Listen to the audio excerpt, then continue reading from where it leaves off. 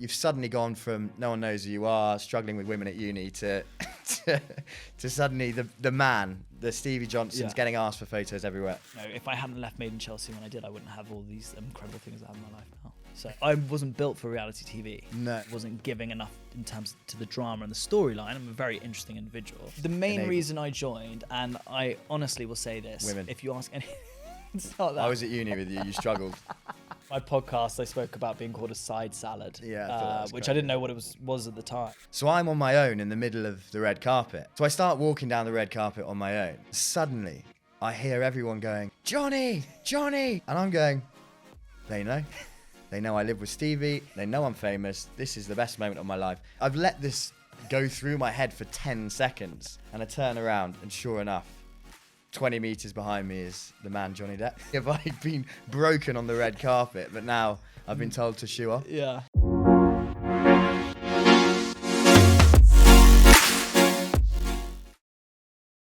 Stephen. John.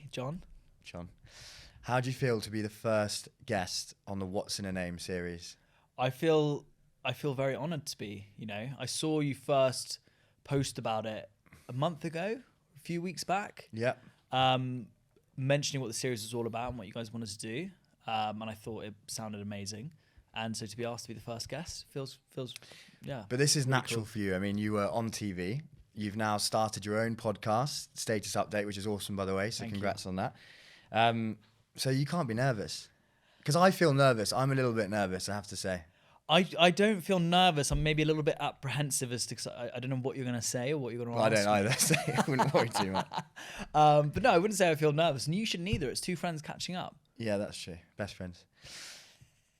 Right, so what I'm going to start with, Stevie, for you and all of our 10 listeners, hi Mum, I'm going to tell you what this series is about and what we're trying to achieve here from this, because this is the first, it's going out there, and hopefully the first of many. So this series, the What's in a Name series, is about finding out what's behind a name.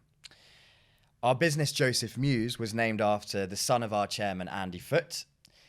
Joseph lost his life to a brain tumour at age 9, and the purpose of this series is to raise awareness and donations to the Brain Tumour Charity, which was founded by Andy in Joseph's name. You knew all this before, but I think it's good to put it out there and give our listeners and our audience the reason why we're doing this. Yeah. So every guest we're going to interview on this series is going to share insights into what's behind their name. And they're also going to donate to the charity on behalf of someone else, another story and another name. So we're going to do that at the end, which you are aware of. Yeah. So we're ready for that. But Stevie Johnson, we've been friends, I worked out, for 17 years. Is it that long? Do you remember where we met? Yeah, we met in the Hyde Park pub in Leeds. No, what? Yes. Yeah, that is right. What were you going to say? Well, I remember seeing you. I was queuing outside Mahiki. Which is a club in central London, which is still going. Is it? I think so. And I was at university at the time, and I was with some of my friends that you knew. I didn't know you, and you came up to the people that we were with, and you were like, "Oh yeah, hi guys, how's it going?" And I was like, "That guy's thinks he's a bit cool." Really? Yeah. That's what I thought. And then I met you. So the first thing on my podcast series that I've launched is an insult. No, I don't think that's an insult. If anything, I think it's a positive, because you clearly came across as someone who's quite confident. Oh, okay. But I remember seeing you there, because you've got a face that you don't forget, right? Quite a good-looking guy. Take that. Better. Keep going. Yeah. And then I think it was about 4 weeks later or a month later when we went back to university up in Leeds, when we met at the Hyde Park pub, and I'll never forget that night. Do you remember what we drank? Yeah, we had woo-woos. I can't even speak. We had woo-woos. Yeah, which is quite embarrassing, isn't it? Jugs of them. Pints. Well, no, it was a jug. Jug of woo-woo. The jugs came, and I was like, this guy's fun. I'm not sure about his taste and drink, but we had a great time. You chose the woo-woos. Oh, I can't remember that. But yeah, 17 years ago. That was a long which time. Is a long time. But it's a pleasure to do this first episode with you, a good friend of mine and somebody that I'm sure everyone's going to find very interesting. But for those of them that don't know you, those rare ones that have been living under a bridge for the last 20 years, I'm going to give a brief synopsis of who you are, okay? Okay, and I'll see how accurate it is. Yeah, so you can't interject, but you can add. Okay. You can't delete, but you can add at the end. Fine. So, you're best known for having been on a reality TV show called Made in Chelsea. You've since forged a successful career in influencer marketing, and you're currently managing director of Disrupt. You're a proud husband and father of a beautiful little boy. You're South African, which many of our listeners might not know. So you're very happy at the moment because you just won the World Cup. You're also a Tottenham fan, which is pathetic, but you're happy at the moment because you're top of the league, but that won't be for long, so enjoy it now. Yeah. And I think that's all I've got so far. Is there anything you want to add? I think those are all very accurate. I don't think there's much to add, really. Obviously, incredibly proud and pumped up for the Springbok World Cup victory. Spurs fan, it goes without saying, you know, I don't know how we're such good friends considering you're an Arsenal fan. Yeah. Proud husband and father. I think that's probably like my main, that's how I would describe myself most at the moment. Proud husband and father. And yeah, it's been an interesting journey. It's been, gosh, I was trying to count it the other day. I think it was 8 years ago that I left Made in Chelsea. 8 years. It's a long time. And you were on it for 3? I was on it for 3 years. Yeah. So the first thing I want to ask you, and again, people might not know this about you, is that you started in finance. So you left Leeds Uni and you went to a bank and you worked there. And then you switched up from the financial services world into reality TV. How did that happen? Yeah, it's a strange one, really. So you're right. We'd left university in 2011. Yeah. I actually initially worked at a boutique marketing agency. My degree had been in business and marketing, so I kind of went into that, and you know, I liked it, but I was like, I always thought I was set for finance, and I wanted to move into a flat with my brother in London. And I was like, I want to get paid more. When you say you were set on it, was that at uni, you thought? No, I don't think anyone really knows at that age what they want to do, but it seemed to be what a lot of people were going into. So I thought it was a career path that would suit me, and I went into the wealth management side of it, which is obviously, you know, dealing like face to face with individuals as clients and so on. And I spent 6 months there at one of, well, biggest British bank, on the wealth management side of it. Learned a lot. I was one of the youngest people on the floor doing what I was doing, and I thought I was set for life in terms of my career and the industry that I was going to work in. And 6 months later, that was all thrown up in the air. Was it just 6 months that you? I was at this bank for 6 months. Yes, working in their HQ in Canary Wharf, and then during that time, the production company Made in Chelsea had approached me, as they had done a lot of our friends. You will claim that you got a message. Well, a few messages actually. Couldn't afford me. But they'd sent me something a year before to be like, hey, you know, we're trying to meet people that are from the area and are friends with like the cast that we're starting the show with. And I thought, you know, it's not for me. Oh, that was your initial thought? It wasn't for you? Yeah, we'd left university. I think the first series had come out, and I don't think it painted people, public school boys and so on and girls, in maybe the best of light. I think the media quite enjoyed, you know, laying into people whom they considered to have, you know, a silver spoon in their mouth and a privileged upbringing and so on. And for me, I was like, you know, I want to get into industry and get into work, and forge my own career. Then I worked for close to a year, and they got in touch with me again. Well, no, I'd been at this marketing agency first, and then at the. So what? They came back and then. They came back and they were like, you know, and the show had been going for close to a year at that point. It had started to, you know, gain popularity, and I thought, why not? Like, why not have a all they're asking for is a conversation.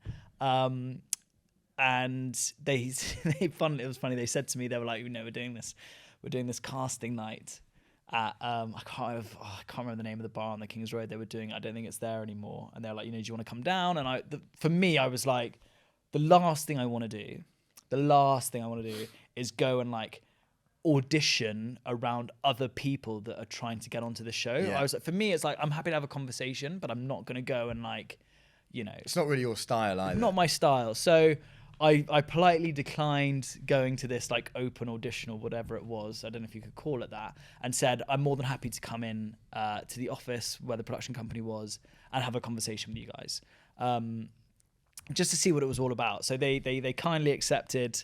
I went and did that, had a really interesting chat. They asked me about, you know, some of the cast that were on at the time, some of the, you know, the initial people, you know, Spencer, Caggy, who you went to school with. I was at school with Spencer, yeah. And then they started asking me questions about other people that weren't on the show that I knew. One of them being a guy called Andy Jordan, who you obviously know very well. Also, one of my best friends who I live with at university. And I walked out of that meeting and I was like, why are they asking me about Andy? So I called Andy. Sure enough. I was like, where were you last night? The open audition night. Yeah, of course he was. And he like lied about like where he was. I was like, don't lie to me. And he was like, there were quite a few that Leeds was targeted, really, wasn't it? Because Jamie had been at Leeds as well, who had obviously started before us. So Andy and I and Sam Cousins, basically made a decision. The three of us, all as friends, we were like, let's keep speaking to this production company, Monkey Kingdom. Let's take it as far as we can until we need to make a decision. So how many talks, interviews, whatever you want to call it, how many did it take until you went, I think let's do it? 3 or 4. They got us. I remember they came around to my flat at the time. I was living with my brother because I was working in finance at that point. So I'd moved into the flat and they set up cameras and they basically like captured us on camera all talking to each other to see, if there was good synergy and what we were like. And they really liked you, Sam and Andy. Yeah. They really liked the three of us. And then we were like, we don't know if we're ever going to do this, whatever. And they turned around to us and said, look, we're opening up the new series in Saint-Tropez next week. We want you out there filming. Yeah, it was Saint-Tropez, wasn't it? Yeah. So from that moment when you're all on camera, you're still working at the bank. From that moment until you've quit your job, you've actually started filming for the first time. How long was it? Wow. It was quick. It was super quick. So they said to me, we want you in Saint-Tropez. Andy and I were going to go to Saint-Tropez the following week. And I think I'd taken a week off at that point. And as soon as that happened, I spoke to my manager at Barclays and I was like, this opportunity's come up. I've been trying not to say Barclays. But now we're saying it now. My manager at the bank said to me, I said to my manager, I was like, look, this opportunity's come up and I'm intrigued by it, wanting to understand what their thoughts were. And the production company Made in Chelsea had said the whole time, we'll work around your schedule. Not true. No. But I spoke to my manager, had a very open conversation. And as I explained it to him, he was like, it's not a show called like Fabricated in Fulham, as it obviously know what Made in Chelsea was. And I was like, no, it's actually made in Chelsea. No. And he was like, okay. And he was great. Very supportive. Yeah. He was like, look, as far as I'm concerned, if it doesn't affect your work, you can do it. But it's going to have to go to the very head of like media relations, etc. So I went and did, I took my week off holiday, went and filmed in Saint-Tropez, came back. My manager pulled me to one side and was like, look, it's gone to the top of media relations. The bank itself hadn't had the best summer in terms of like media and press and so on. And not that what I was doing would ever go to that, but they basically turned around and was like, we don't want this person doing that. Which you kind of probably knew was going to happen. I think I did know it was going to happen. And I think with hindsight, it was the right thing to happen because there's no way I could have done both. No way. There's absolutely no way. So my boss said to me, look, you've got a decision to make. I told him what my decision was. I was 23 at the time. I was like, I want to go and give this a shot. I don't want to wake up in 10 years and think, what if? And he turned around to me and was like, if I was your age, I would do the exact same thing. And if it doesn't work out and you want to come back in 6 months, you can. And I did the show for 3 years. Well, on that note, I was going to ask a question about support. And I'm lucky enough to know your family pretty well. They're all amazing. And, your dad's an entrepreneur himself and kind of did his own thing. And I always remember something you told me where he said, you should never, I would do a South African accent, but I should actually be able to do one now. But you should never have to ask somebody for holiday. You make your own decisions, which you probably actually do now again. But I remember you saying that. But your family in general, when you said, Mum, Dad, I'm going to leave, a reputable job and this and explore the world of Made in Chelsea, which no one really knew what it was. They didn't know how you were going to come across, what it was going to entail. And, look forward, it's been great. But how did they act? Or how did they react? It was a really good conversation I had with them. I think it helps that I'm the youngest of 4. That's true. So I probably got away with a little bit more than my siblings did at the time. And my parents were very supportive in the sense they were like, if you feel like this is something you want to do, great. I think maybe a slight concern they would have had was whether I ever brought like my family's name into disrepute or did anything that might, shine a light badly on who we were as people. Because they did do that, didn't they? They sort of targeted whoever's family and said, this is where they come from and this is them. Yeah, and very I much wouldn't put say. I think one of the things when it comes to reality TV, or at least my experience, and it's probably a lot different now than what it was when I was doing it. But whoever you are as an individual, as a character, you will be portrayed as an exaggerated version of that. So if you're not a great person and you're a bit of a dick, you're going to come across as a huge dick. Yeah. If you're a nice person, and I'm not saying that's who I am, that's what I was told, then I came across as a very, very nice person, which is great, and it really suited me. So ultimately, anything that happened on reality TV was down to the fault of that individual, no one else.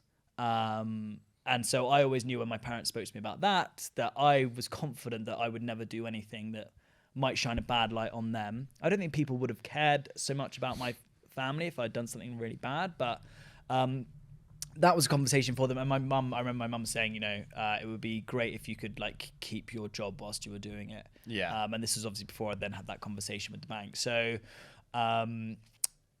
obviously that didn't happen. And for about 6 months, I kind of, strangely enough, like regretted it quite a lot. Did you? I didn't know that. Yeah. I was quite terrible in the sense that I wasn't built for reality TV. No. I'm not a big like showy out there kind of person. No. So you're not, immediately when you're speaking to producers and you're needing to be controversial and dramatic for storylines, that just wasn't me. No. So for the first, I actually can't watch myself back at the best of times, but in particular when I first joined Made in Chelsea, for the first year I'm on it, I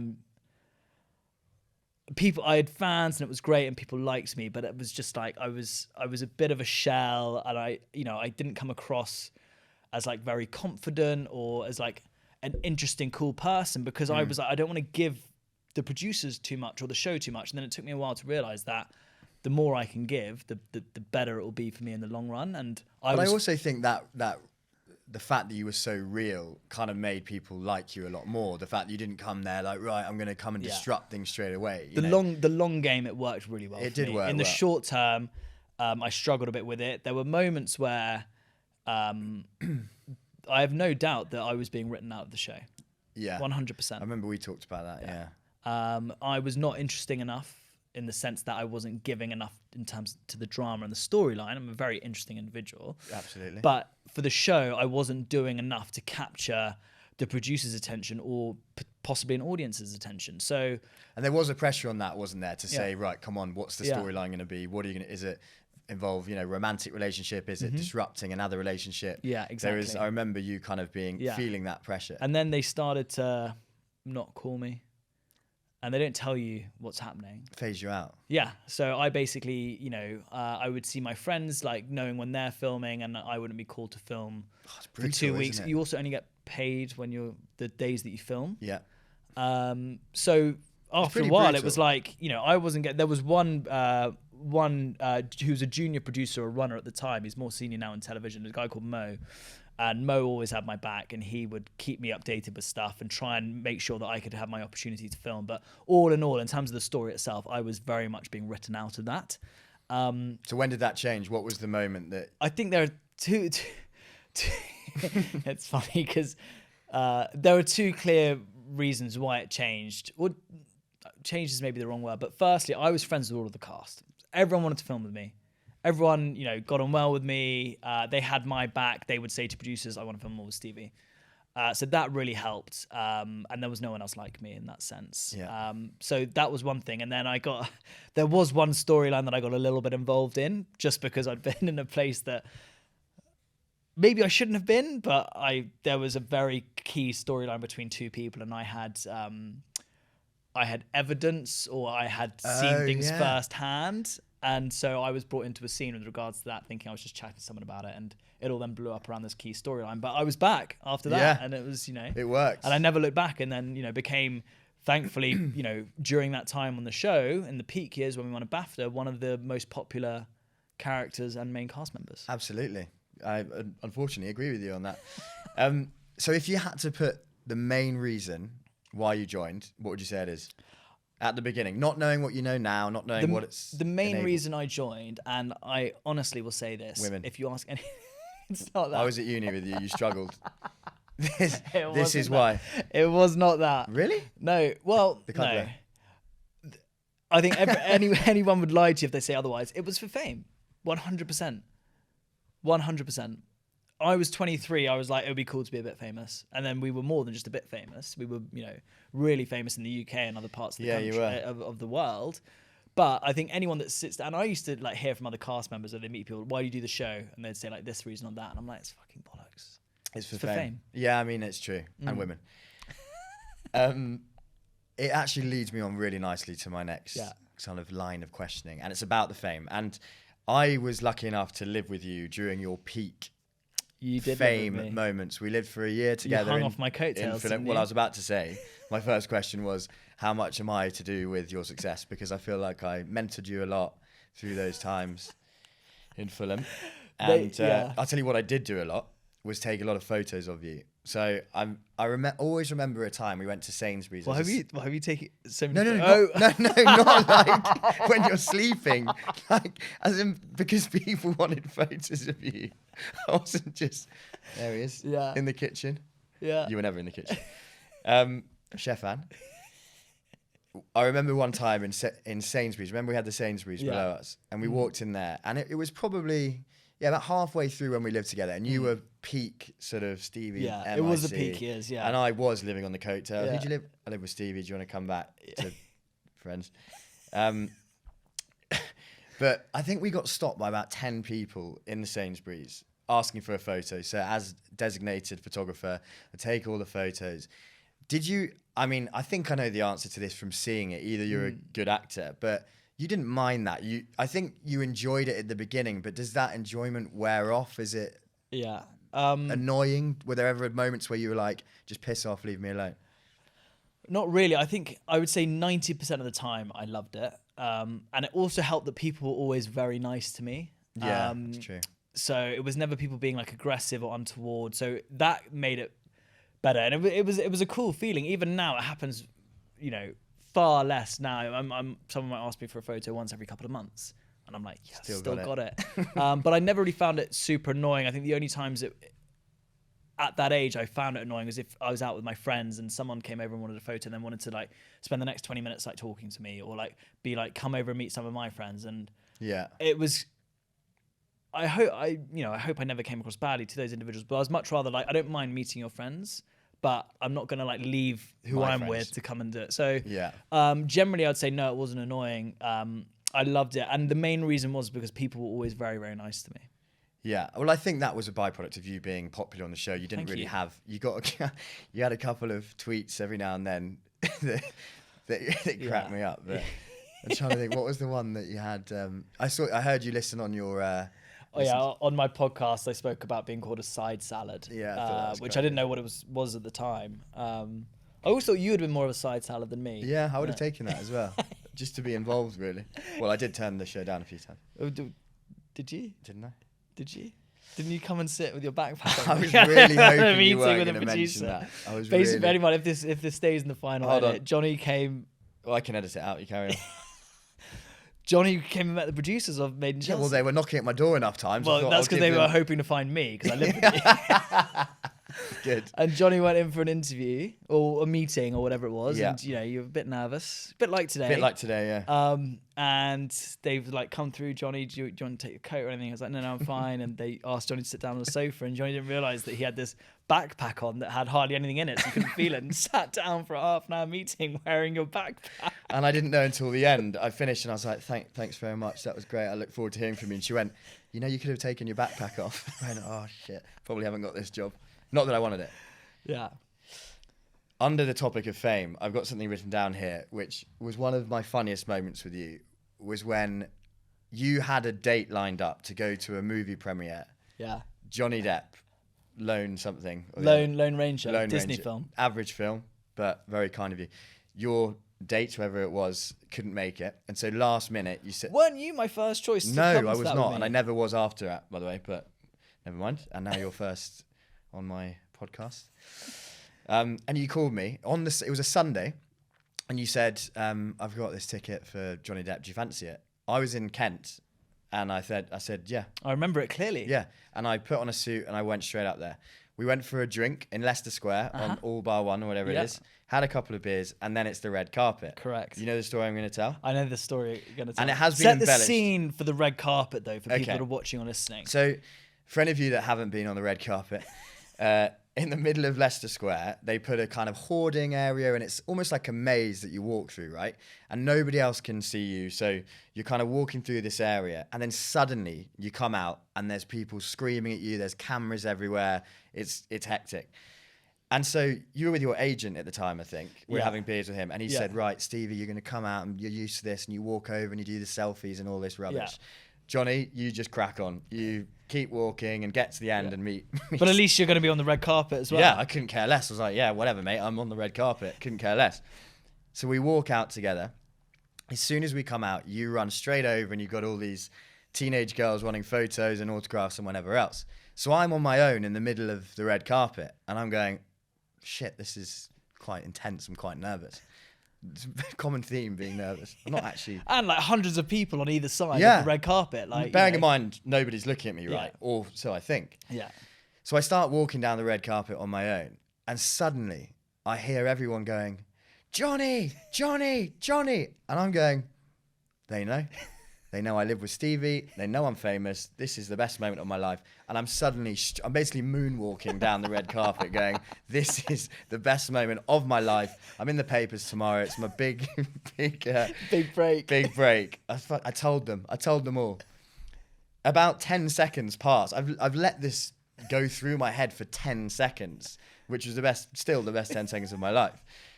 That's what she said. And too much.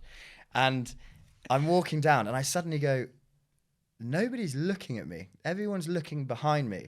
And I turn around and sure enough, 20 meters behind me is the man, Johnny Depp. So it wasn't for me. So that obviously deflated my ego. Incredible. But do you remember what then happened? We got to the end of the red carpet and you were stopped for photos. Yeah. And you get up on this thing and you're like, come up here. And the guys just stopped taking photos. It's like, and then I walked off and they started taking them again. I was like, right, not only have I been broken on the red carpet, but now I've been told to shoe off. Yeah. But that was sorry about that. Well, I'm glad you had the best 10 seconds of your life. Yeah. That is an iconic story. The fact that, why wouldn't you have thought people were shouting for you? Because you didn't think Johnny Depp would be right behind you on the red carpet. No, I did not. No. Yeah. But why would I also think that people knew who I was? So it kind of works both ways. But yeah, I'll never forget that. I remember the story got embellished. I think it was Sam Cousins actually that tried to claim I was wearing a white tuxedo as I walked down the red carpet. Weren't you? Was I? But on that note, well, on the fame note, right? Yeah. So we've gone through it. You've suddenly gone from no one knows who you are, struggling with women at uni, to suddenly the man, the Stevie Johnson's getting asked for photos everywhere. Did it ever affect you? Bearing in mind that it's largely positive and you didn't really have any negativity like some of the other cast members. Did it ever affect your mental health in any way? Did it? Because, you know, we read a lot and it's more open now that reality TV stars talk about their battles and struggles with mental health. Did you ever have any of that? Or I was fortunate in the sense that I don't think I did. I've definitely had moments in my life where, you know, things have reared their heads and so on. But during my time on the show, I was kept quite nicely grounded. I said earlier, you know, the youngest of four, very close to my family. I had the same like core group of friends, yourself included, throughout my time there. So that didn't really change. I think for a lot of other people, they struggled more than me with regards to mental health being on the show. I think it was very hard for the girls on the show. Yeah, for sure. You know, it was right when social media was really starting to take off and a lot of comments and judging people's appearances and so on, lots of nasty things that were written. I think it can be easier for a guy to shake that off.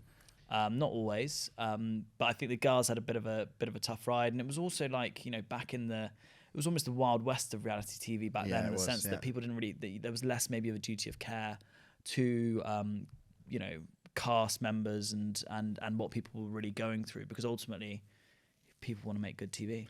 Yeah, and we forget, you know, the fact that it has been a pretty recent sort of turn of events that people are more comfortable to talk about it. And you say it was perhaps easier for the guys, which is true, but at the same time, it's always been harder for guys to share it, right? Whereas the ladies on the show might say, you know, talk amongst each other or, you know, to whoever and feel comfortable to do so. I think it's only more recently and probably since you've been on the show that's, you know, and we've talked about it in the past. You know, I've had my own struggles with anxiety, and I think when you talk about it and when you mention it, you kind of give it less power and you give it less sort of ability to cause havoc because you're looking it in the face and saying, well, I'm not scared about anxiety because it's something that's almost natural. And that's the thing, the more by being able to speak to someone about it, you realize that actually so many other people are going through or have 100%. Gone through a similar situation. It becomes a lot easier to share it and discuss it. I think I was, I don't want to say lucky, but I never really struggled with it on the show. I mean, there was a time when we were away for 2 months filming in New York, and it was, you know, I look back on it now, it was the best 2 months of my life. People would be like, you know, why would you have ever been down by doing that? But I remember it got to the end of that series and I was desperate to come home,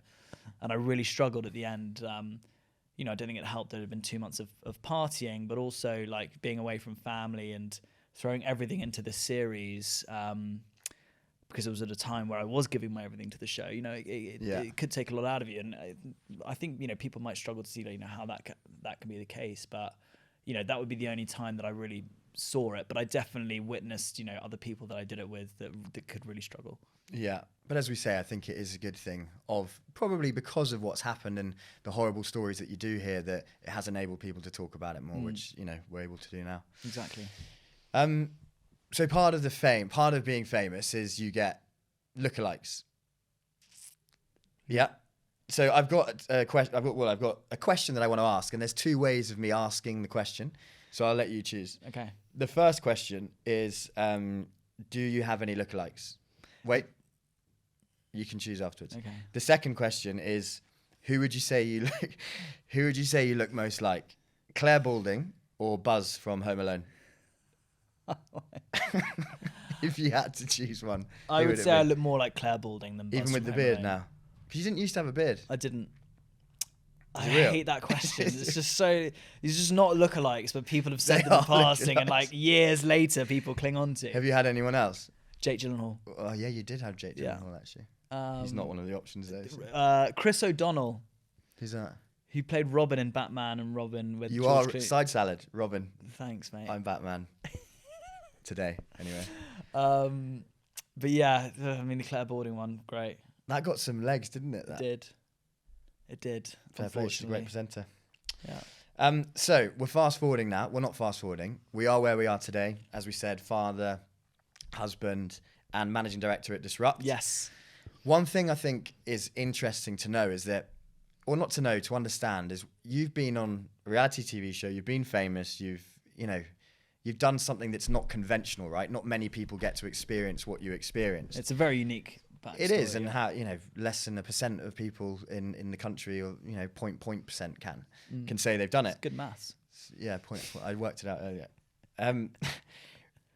There's two ways to look at it, right? Number one is, do you think that your experience has helped you get to where you are now, which, given the line of work that you're in, I imagine would help. But at the same time, some people would say, well, actually, shit, that's probably pretty hard to go from the lifestyle and the fame and the, you know, you say it's changed from being, as I've seen, stopped every 2 minutes in Sainsbury's to a photo every 3 months. How's the transition been to where you are now?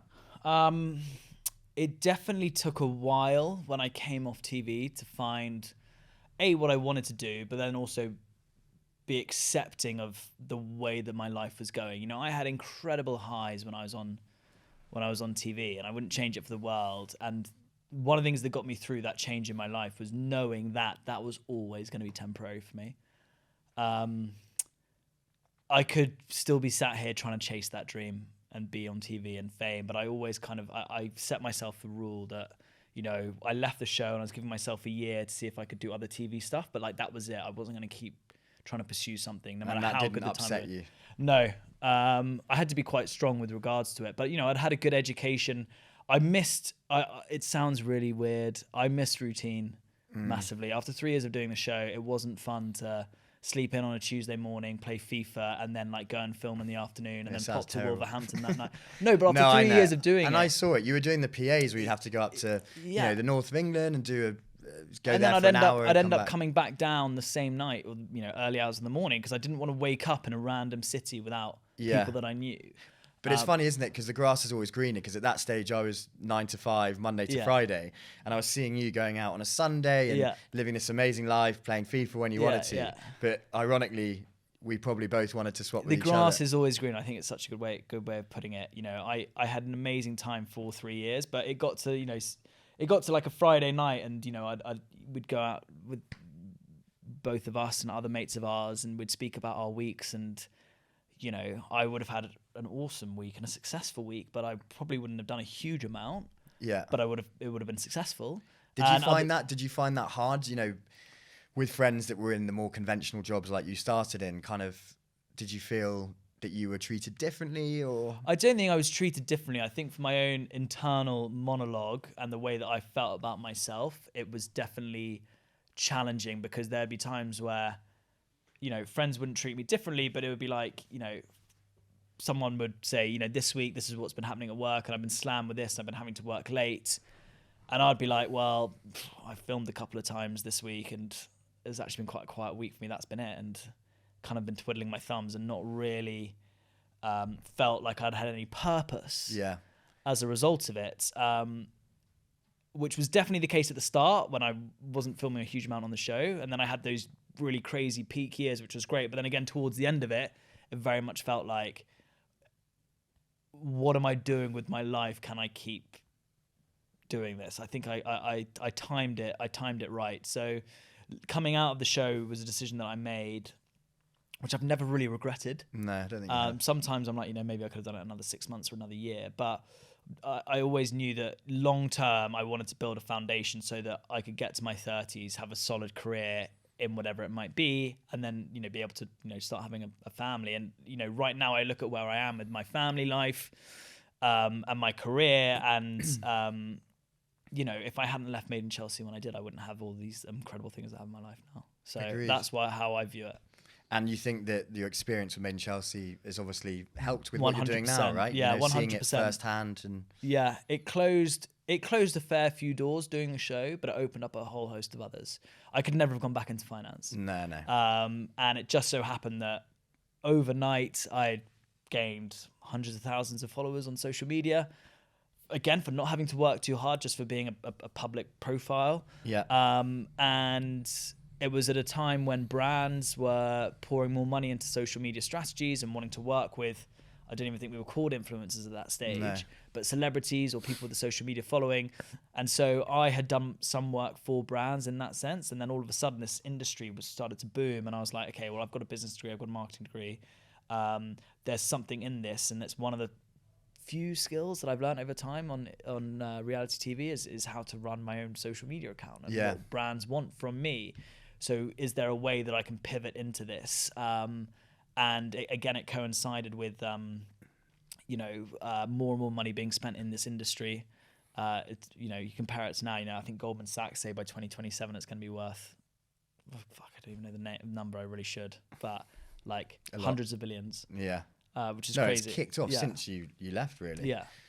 100%, I wouldn't be doing the work that I'm doing now or in the position I am at Disrupt if I hadn't done, reality TV. Well, mate, it goes without saying, I'm super proud of what you've done, both on MIC, what you're doing now, the amazing family you've created, and thank you for being my first guest on the show. Great. I've absolutely loved it. And you said before we came on that you were feeling very nervous, which I found weird, because it's like we're two good mates chatting. Yeah, I know. But it's something I've never done before, right? Yeah. So I speak in front of people quite a lot in the job, but doing this is quite strange. Yeah, but I feel like us two catching up. It's been really. It's probably the deepest. To be fair, we always go quite deep. Yeah, we do. Yeah. There are some friends that don't go super deep. We always go quite deep. So yeah, it's just maybe quite natural for us. Agreed. Well, I've got two more things to ask you. Yeah. The first thing that we know. Is, as we said at the beginning, the motivation for doing the series is to raise money for the Brain Tumour Charity. And so every guest is donating to the charity, which you very kindly agreed to do. Mm-hmm. And you're going to do that in the name of somebody. So who is that? So I I've had a long think about this, and I think being given the privilege to be the first guest on this series to do it, I think it's only right that I donate in the name of Joseph Mews as part of it. Obviously, I've met Andy before as well, and I know how much this means to all of you guys, and I think it's only right that as the first guest that I donate in the name of Joseph. That's really kind. Thank you very much. Appreciated. And a good way to start it. Yeah. So lastly, Yeah. and something that I want to do with everybody that we interview here is to ask a question that is related in some way to property, because obviously Joseph Mews being a real estate business. And so I'm denied about what it would be, and it's going to be called Housemates. Yeah. Pretty good. Quite cute that we were housemates, so relevant with you. But the question is, if you could choose any celebrity to live with when you're firstly 20 years old, Yeah. and secondly 60 years old, who would they be and why?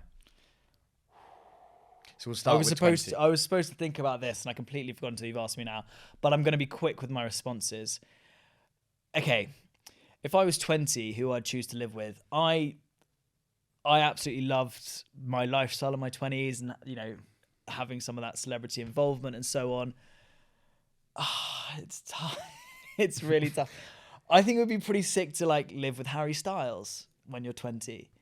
Did you feel like that living with me? No, I was going to ask, did you feel like that living with me? But having that exposure and the attention. I don't think there's any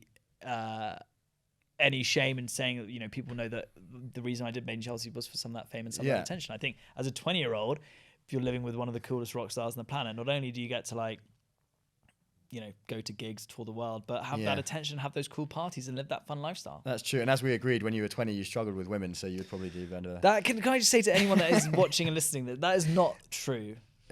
That is not true. Really? I don't think it's true. Okay, well, that means people are going to think I was an absolute freak when I was younger. That's not far off. Secondly, 60 years old. Obviously, you're not with beautiful wife, beautiful son.